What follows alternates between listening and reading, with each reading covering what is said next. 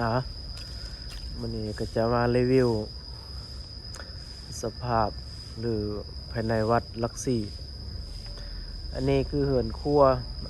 ศรัทธาญาติโยมเนาะมันโสมแห้งแล้วเด้อญาติโยม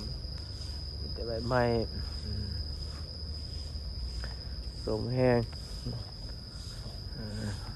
บางคนบ่อยากกล้าหอนมาบ่ได้โสมอันนี้ก็โสมศรัทธาญาติโยมเนาะคาดว่าสิได้ตกแต่งสิได้เฮ็ดใหม่ตัวนี้ถ้าญาติโยมซอยเรือผู้ใดอยากมานั่นก็เป็นเจ้าภาพติดต่อมาได้เด้อญาติโยมเนาะโสมแห้งแล้วสิได้เฮ็ดคืนไวๆนี้สภาพถือว่าสุดโทรมแห้งแล้วสุดโทรมแห้งแล้วอืม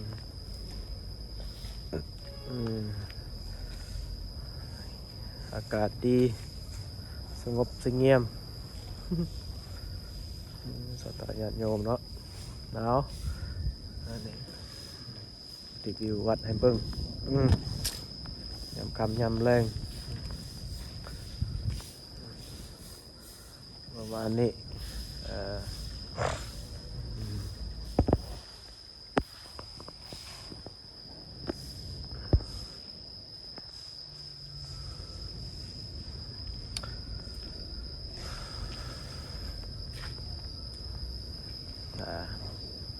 อันนี้คืออาราม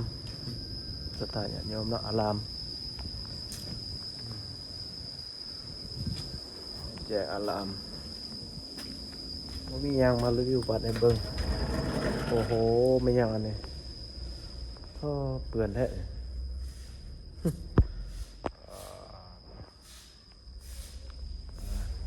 กองบุญ